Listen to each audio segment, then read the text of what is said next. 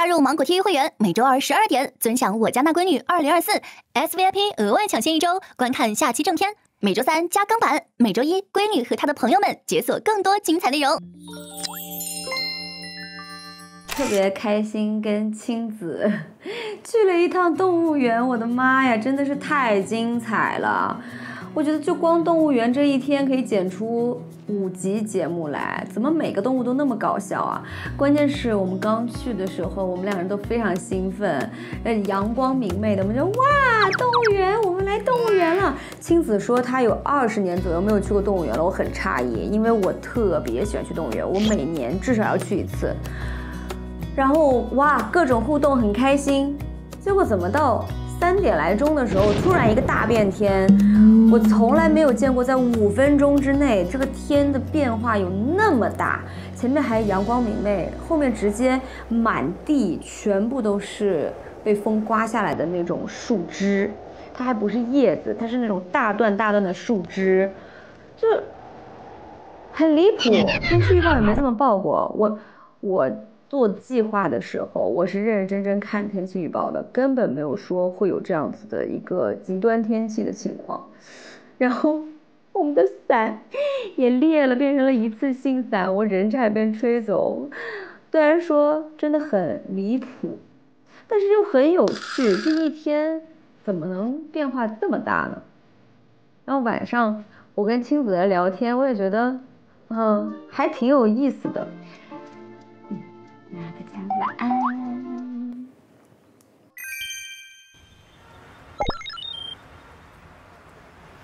就是你之前为了脱单，你有做出一些什么努力吗？我觉得我是有在做努力的人。比如说有意的去扩大你的社交面。哦，把心敞开吧，就给别人一次机会。我觉得我已经非常的我家大门常打开了。别人不知道。是这样子，我要是不跟你来录这个节目，我也不知道你这么强烈的要求要脱单。我以前的刘美涵的形象就是一个非常活泼，生活的非常的好，非常有主见，知道自己想要做什么，知道自己怎么做，得到自己想要的一些快乐。我不知道你的诉求。哎，那的确是我们没有像这样好好的聊过情感，真的。对，我们每次聊工作会比较多，因为你最在乎还是工作。你没有那么需求量那么大。如果你真的需求量很大，你一定会走到哪儿？给我介绍对象，给我介绍对象。你逢人你肯定就说给我介绍对象。我的确是逢人都说我要请给我介绍对象，因为你在上海来了。我在横店你也跟我说过1次，但是我觉得也还好。那么你觉得我心不诚？对，没有感觉到你的心诚。然后我再写一下，我不希望找一个什么样的人。这里面我目前只写了1条，自我太大。因为我觉得我其实是一个自我比较大的人了。就是我之前遇到一个男生，我还蛮喜欢的，但是呢，在接触的过程中，我就发现，他跟我的对话里面很少问我。就比如说你开不开心，或者你今天干嘛了，或者你想怎么样，他从来都很少问我的诉求和我的感受。他只在乎他自己了。没错，没错。就是比如说他会给我发一个餐厅，他说我今天好想吃这个，你跟我一起去吃这个吧。或者说哎，我那个哪天我想要做一个什么事情，你想不想去啊？这从来没有怎么去照顾我的，就是你想去干嘛，对吧？对，甚至就是说，像我们在一个饭桌上聊天的时候，他也很少问，除了就当然一开始的时候肯定会说，哎，你最近怎么样？你最近在忙什么？然后后续他就全都是在说自己，就是我最近怎么样，我明白，就是这种感觉。所以我写了这个。这点倒是必要条件。就我觉得这个也是我觉得可能没有办法找男演员的其中一个原因。那会不会有男演员也不是那样的呢？对，当然我们不能就是说每个职业肯定都有各种各样的人，但是可能倾向关注于自我的一个人。没错，明白。那你确实是不能找。我不是很想跟男演员组建家庭。他忙你也忙，对吧？其实我觉得像孙俪和邓超，他们的关系是处理得非常好的。但是有几个这种男女演员家庭能够处理像他们这么好的，很少。确实，就像你说，最重要一点就是我们都互相。也都在拍啊，来回跑呀什么的，确实没有这种稳定的这种感觉。是。我觉得你刚刚说"稳定"这个词很对，这个就是我非常期待的一种亲密关系的状态。我不想有什么太多的猜忌呀。我明白你说的这种感觉，安全感。但其实有的时候，你有没有想过，我们本身就会没有给对方一种安全感。首先，我们这个职业就没有给对方一种安全感。这个必须承认。对。而且你看，我们的工作环境其实都是帅哥。这个是不安全的因素吗？当然是一种不安全的因素。但如果真的是一个圈外人的话，他也会有他的不安全感。有道理的，是不是？这的确是个很新的角度，因为我从来没有想过我会不会给别人带来不安全的感觉。我真的觉得我们这个职业的人很难找对象。我要是一个男的，我也不想找这个职业的。我也希望我天天睁开眼睛，我就能看着我对象，看着我老婆。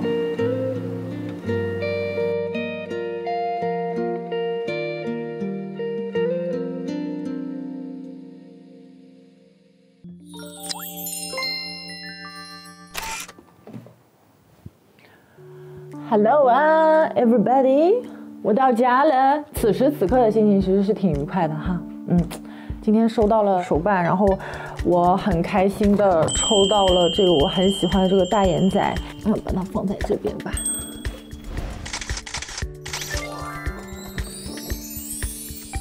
大家看到这了，我给大家介绍一下吧。这个是以前有一个球迷给我们画的全队。这里呢，就是我很喜欢的一个卡架，在这边就是一些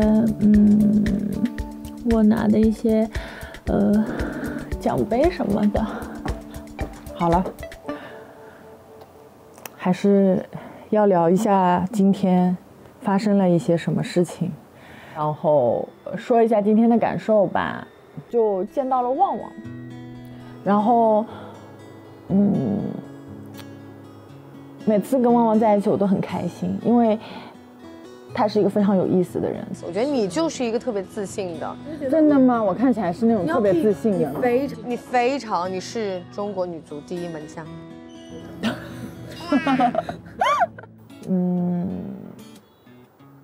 我觉得有这样的朋友是非常开心，然后晚上吃饭，然后玩，其实是非常非常开心的。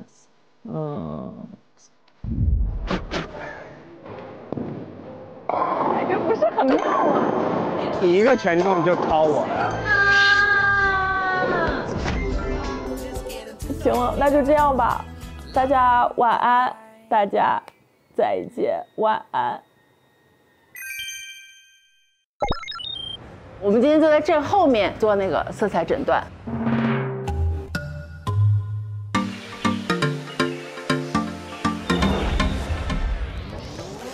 四季色彩诊断是一种时下最为流行的色彩指导方法。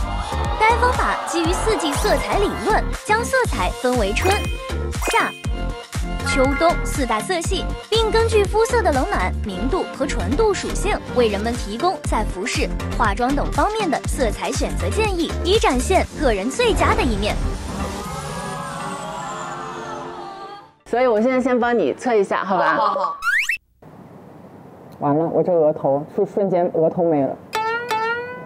你看你的五官是一个中小量感，你的身材是一个大量感。对，我们现在就开始啊。现在先测试一下你的皮肤的明度。这个第一块呢是极暗，然后看你的眼神是不是有一些变化啊？好像变黑了，我觉得。对，好像变厉害了，有没有？变拽，对，这是一个深灰，柔和了一些，是不是很明显？你觉得这个呢？好像亮起来了。对，这是看皮肤和这个的关系。然后最后一块，感觉白色就好干净。人家眼睛能分别700万个，我大概只能分辨这3个。我到后面那几个灰啊，对我来说差的不多。你觉得它家灰好看吗？黑色不行了，你觉得黑色太重了，它不行，对吧？嗯。但是我觉得这个中灰呢？我觉得这个灰不行，我觉得最浅的那个灰行。你要白色啊？就是这个和白色加黑的，我觉得是行的。你一定是有学习过，因为你判断下来你的明度是在两端找关系的，就要么极黑，要么极浅。对，你是这一块和这一块，还有这一块是很合适的。对，正谈。对，不用测了，我先回去了。妈妈，咋看得出来很合适啊？我感觉差的不多啊。一会儿你给我测吧，行吧？我觉得可以。好，然后我们现在测的是皮肤的纯度啊。我站在这儿看看。这个是看什么关系？旺旺，你来答一下。现在今天是一个考试。答什么关系呢？这个是明度。纯度哦，纯度。我这个人就是那种上课会跟同桌说小话，然后老师说的一句都记不得。纯度。啊，对，第三题。明度老师，我这题我你就答错了。我一直在说纯度，然后老师说的一句都记不得。又答错了，纯度老师，我知道是纯度。纯度是看什么关系？你觉得？纯度是看什么关系？老师问你呢？哎，是看什么关系？是看它五官和这块布的什么关系？你觉得？协调性，不是，也不是，是看前后。是你第一眼，比如说你现在看，你看到了丽娜的脸，还是看到了这块布？你感觉？哦，我觉得是看到脸了，这个颜色。那你很厉害啊，你就很适合纯的颜色。你是不是昨天已经在这儿上过课了？我发誓我没有，报告老师，我真的没有。对，然后再看这块，这个不太行，灰太灰，这个也不太行。你就很适合纯的颜色。好了，我们现在来进行那个最关心的部分了啊，就是冷暖的测试了。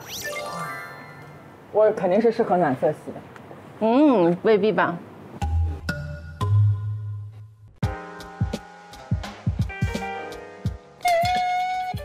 注意观察它的瑕疵是不是有变淡。红色很适合你啊，你整个人很白哎。这老师说错误。暖的，冷的。哦，我觉得暖的也很对啊。这一块不明显，这块你是这个好看，对吧？刚才是那个。这题我会了。有的人是冷暖不明显的，他在中间。它就是中间，现在也不一定，又不一定，因为还有好多块没有测。同学，就我2选1，你能避开所有的正确答案，也是很不容易的。来看一下啊，这个冷了，看认真看啊。忘我说没变化，这个会白一点，我的人，我觉得那个会有点稍微发黄。老师，我真对色彩不敏感，我只能分辨出口红的颜色，工作还是要的。你也不敢说分辨不出来，主要是。这个好看啊，显白。对了，恭喜耶，这一块那么大一刀，终于有一题答对了。我觉得它冷暖不是很明显，但是偏冷的会比较适合它。然后你觉得家辉对不对？所以它是个柔下型。最后的一个报告给你，冷暖呢是中，明度要不是高，要不然是黑，饱和度是高，极高的，对吧？然后你看，这大概就是你的适合的配色。哦，对，就这一排。然后这是你适合的颜色。然后它的衣服其实也不能太浅，因为你的衣服压不住人了。但是你可以穿一些比较有设计感的衣服，有一些大领子啊、不对称的剪裁啊，这些都非常适合你。然后你穿衣服首先要质感好，然后有一些装饰，但是不能太多。然后你们俩要换一个位置，我给你盲选一下啊，盲选。我觉得这个柔春型适合你。来，开始了啊！好，现在是明度的测试啊。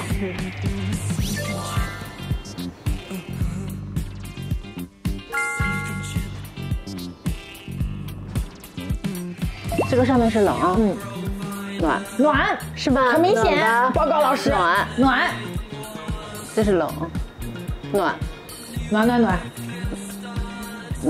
把这个颜色焊在身上，旺旺，真的太好看了！你们直播间那个背景能改成这个颜色。好，结论了，你应该是柔春，我柔春了，我选的就是柔春。风格其实人有2个需求，一个显性的，一个隐性的。就是其实你更在乎的是你喜欢什么，而不是说你什么东西适合你，对吗？我们今天所说的色彩，也只是说你适合在这个范围里面选择，而不是说你一定要这样穿，你还是要有自己的个人风格嘛，对吧？我有一段时间我会觉得彩色是不属于我的，黑白灰才是属于我的。在我经历了各种各样的东西，我就看到了不一样的自己。我就是一个五颜六色的人。你们晚上约了几点吃饭？具体时间没定。你就这样，你就稍晚一点点进去，然后在侧面有这样观察，你就这样偷看，然后看他是局促啊、紧张啊，还是啊？我不应该先过去坐着吗？不然我怕我吓到他。不会。我觉得我应该要先坐下吧，不知道，看到时候谁先到吧。好期待。他多大呀？好像比我小，92、93。做啥的呀？演员。啊，演员啊？对。谁？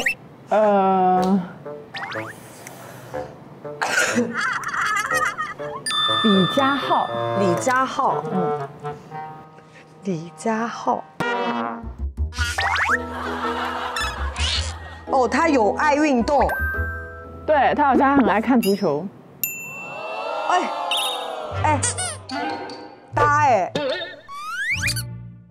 搭住，哦，阳光，有，不好意思哥，也是那种有点利落的。如果讲外观的话，比我找的男生靠谱。哦，喜欢足球，他喜欢足球，他还喜欢网球，他有孝心，生活还非常的丰富。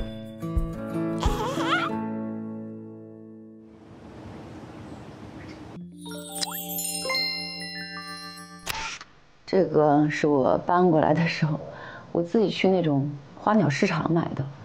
我很多时候拍一些小视频啊，就是在这个方向，会把卧室的门关了。如果经常看我发一些小视频的小伙伴，是不是会觉得有点亲切？就在这个角落，有时候会录一些 ID 啊，各种宣传啊，然后在这个过道拍。然后这是镜子。我在这儿待的时间很多，经常就洗手间出来，然后整理一下。那现在我就可以整理一下。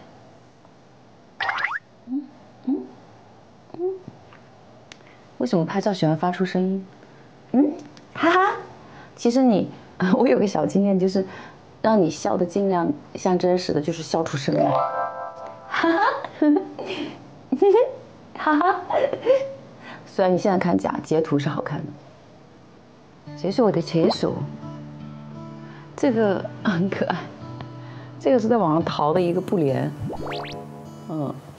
就是挺有意思的。这个我觉得的好物太多了，下次给大家再录一个化妆的，大家感兴趣的。然后这里是北京的夜景，哎，这怎么拍不到？拍不到，要贴过来。哦，这样对了，看，好了，今天北京天气很好，有点刮大风，晚上的夜景也很美。然后，一个人待在家里。有着充实的一天，重新蓄电，明天就要见到我的好朋友了，很开心。所以大家要早点睡哦。我呢，洗完澡也要睡了。拜拜，晚安喽。晚安，晚安，晚安。哎，水镇邮局。邮局与未来相遇，写一张明信片，见证时光交错。我知道了，就是网上说了，你真的给未来的自己写信，他会寄到你的一个收信地址，就选择一个时间段寄给未来的自己。对，走，我们进去想想看吧。好。你好，欢迎光临水镇邮局。我们想寄信。好呀，这个是湖北水镇的明信片。哦，好好看啊。对啊，这个好看啊。选一款您自己喜欢的。哎，这个比较像我们今天的长城。今天那个。而且我们今天爬了这一段，还有像这个的吗？您看一下这款。这个是冬天的。然后这个您喜欢吗？哎，这个也好，这就航拍嘛。好，你选一个。那我选这个。好，那我选这个。哦，我们在这儿写。那你们写给未来的某一年的这个事儿是未实现的愿望吗？还是什么？其实我挺想对过去的自己说，对未来的自己，我说我怎么够资格？我说未来的我一定更优秀，一定更优秀，对吧？他一定比我更睿智，一定更开心。我先问问你们，你们要记到几年？我跟你说，那有好几个年份：2028年、2033年、2029年。28年我希望3年有一个想法吧。我写的2033年的，最多是20几年啊。哦，最多33年。33年，我说我53，33年53。天哪！哇，我53岁，写给53岁的自己。人生过半百了，半百了。我不用写给53，我找50的节点吧，那是30年，6年后。天哪，6年后，那我妈，哇哦，我妈快80了，那我其实真的要跟我妈多相处很多时间才行。我只在时间面前感叹自己老，其实我没想到我变老的时候，我妈妈也更老了。对，哇，这一瞬间就。希望他慢点来吧。好了，写明信片。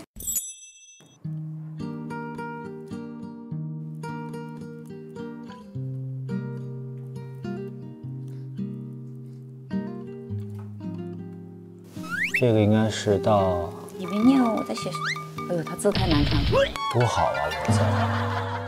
好了，来，我们分享一下我们的信吧。柳柳先来，你先来吧。我写的很官方，官方你就多吧。柳柳，首先祝贺你50岁，魅力无限，光彩依旧。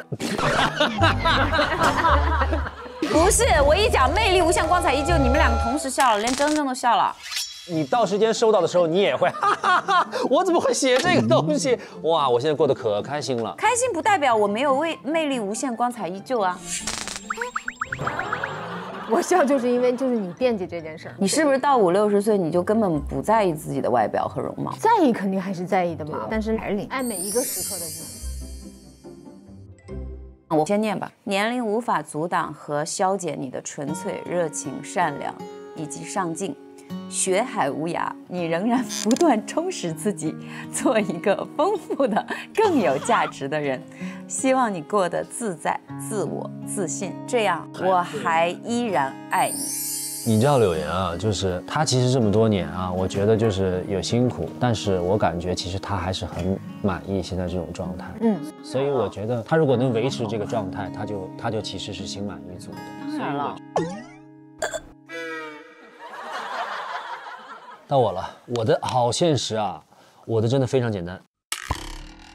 他铺垫那么久。2028年，亮哥，还叫自己叫哥，油腻。2028年，现在的你是否有宝宝了？是男生还是女生？希望你能幸福，好好的爱他，但要更爱你的父母，顺道爱一下自己。他这段话千疮百孔的问题。现在你是否已经有宝宝了，就说明他最在意自己未来会不会有孩子这件事，而且是男生还是女生，没有人会问这种蠢问题。你的孩子，你管他是男生女生？我会啊，我想要女生，我觉得女生可能更贴心一点吧。来吧，给2033年的王峥。老王，你过得不错吧？孩子们都长大了，你应该真正懂得了孤单。还在写歌吗？还是爱音乐？这应该是我非常笃定的事。你会对9年前的我表示感谢吧？我以为的你，现在住在海边的小院儿，安静地看着潮涨潮落，仍有3、5好友，真是令现在的我羡慕的样子。人生过半，风轻云淡，祝你依然热爱，从容的爱。我觉得很好的一点是你在关注你自己，而不是你儿子谈恋爱没结婚没。那还早。我再看一下他写的，我觉得他有几句蛮触动我的。他还是要写歌，爱音乐。为什么说你会对9年前的我表示感谢吧？就是因为我现在在坚持做我自己，所以他才能坚持做他自己。所以你觉得你未来9年之后，其实不会和现在有太大的变化？对，只是年纪加了一个数字。我应该还是在坚持我自己想要的生活。你一直都是的嘛，对吧？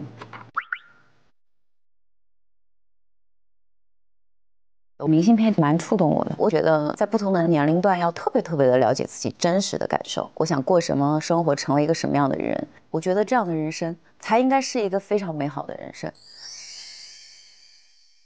走吧，我们继续去吧。哇，6年后再见。哇！哎呦我的妈呀！天哪！现在倒计时。好啦，今天我们的行程就愉快的结束了。公公，请回府吧。请。走了。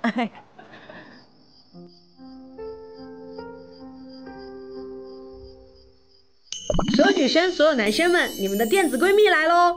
每周2中午12点，会员尊享正片上线 ，SVIP 抢先1周解锁下期正片内容。每周1中午12点，超前营业，闺女和她的朋友们；每周3中午12点，会员加更；每周4中午12点，闺女生活彩蛋放送。让我们一起好好爱自己吧！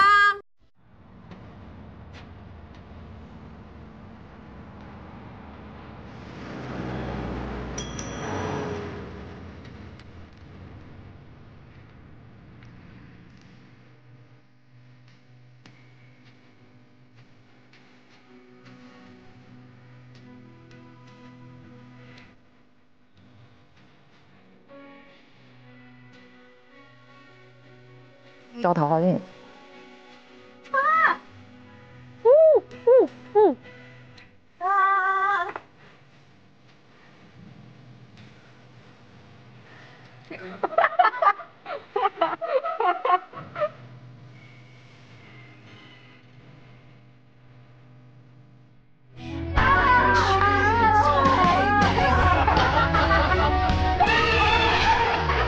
好没 emo 啊，今天可开心了。